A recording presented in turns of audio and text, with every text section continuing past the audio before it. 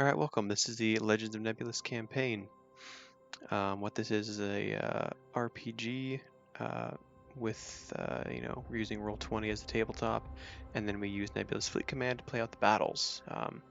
What this means is that the supply and the battles mean something, so you're not going super hardcore and wasting all your ships every battle like you normally do in a regular skirmish. Your battles need to be strategically planned. Retreating becomes a lot more viable of an option because we keep track of ships, we keep track of, your ammo. Um, so it's really, it makes your battles feel like they're a lot more worthwhile, which is really cool. So the initial story, we have more details within the Discord, but the story is a feudal empire.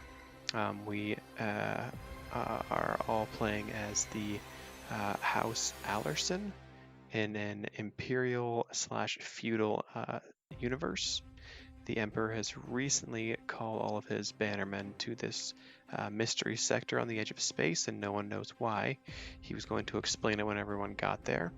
However, he has died, and no one knows the causes. He just stopped responding, and we don't know if there was, poison, if it was, an assassination attempt, old age, obesity. No one knows. Currently, one of our GMs, who is role-playing as the main Allerson House leader. He is giving orders through his advisors to us, but we are the first on scene.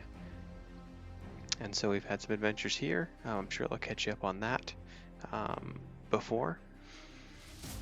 So we use Discord as our main source of, well, this is funny.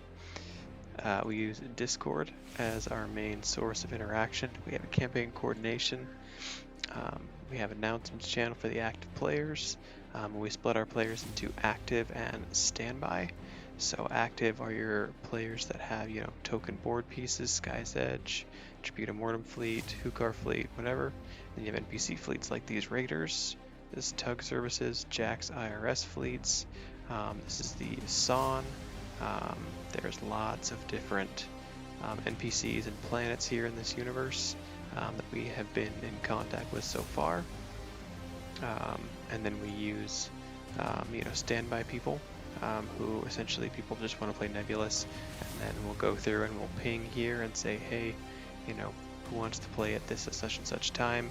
This fleet has a battle scheduled, and then we'll go from there.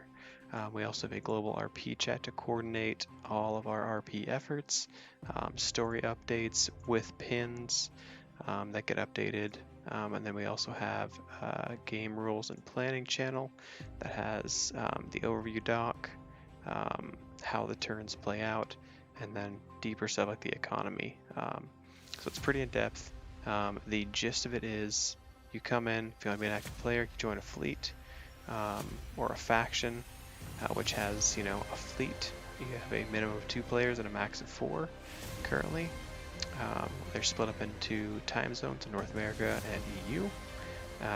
Once you get that, then we get into the meat and potatoes of the operation. So new players and fleets are given 1,600 commercial credits, which is our in-universe money to mess around with. So we don't use points. You can max out your points however you want. In our game planning and rules channel, there is the economy breakdown. Let's click on that, open that up. So here's the breakdown. We have our money. It is commercial credits. Let's type that out. Perfect. So, see the breakdowns of what each costs. There's no point once the whole is created. So I encourage you guys to read through this. You get $1,600 per new player in a fleet. If someone drops out of a fleet and then leaves the campaign, someone else can come in and replace them. What you can do is you can either take over their existing ships, or you can make their old ships disappear, and you get the 1600 credits to make your own ships. The entire economy is built on gigs, so you ask local factions for missions, and then they will pay you and trade you either in, credits, maybe POIs. They'll trade a station, maybe they'll trade some ships, they'll trade a fleet, maybe they'll trade an artifact that you don't know what it is. It's very open world. We try to keep it, me and the other GMs keep it very open world, so we can help you guys, have the most fun experience that you can. So in Roll20, you don't touch anything. The counts or leaders of player fleets have access to see this board. It's also posted every turn along with the history. It's posted in Map Turns History. So all the way back up, we started doing it turn 3, so I apologize. But we have the player turn ending right here, and then you have the NPC ending. So you'll see the NPCs right here, end of turn 9, NPCs right here, and then the end of turn 9 goes there. So the players will take their turns. Yeah, so let me pause right here and go over that. So the players will take their turns, and they will post, once you guys coordinate what you want to do based on the map, we'll then have your counts post in the active turn submission, what they want to do, where they want to go, and from there, once everyone turns their movements in, one of the GMs will process the turn, do the movements, do the construction, do the comms, do the construction comms phase, movement phase, and then it's finishing off with the combat or final setup communications phase. So once everyone turns that in, the GMs will then go in and move the pieces on the board to where they need to go, update the map pictures, and you guys will see where that's all at. Once that is all resolved, including combat, then the NPCs take their turn. NPC movements, combat, and communications will take place. Usually communications can be done throughout the week in the global RP chat or in the active campaign coordination channels, which is fun. You get to do this when it's convenient for you. That's the whole point of this game, is it's no real set times. You do it when it's convenient. And if you can't make it to a battle because you're gone 1 week, we'll have sub, totally fine.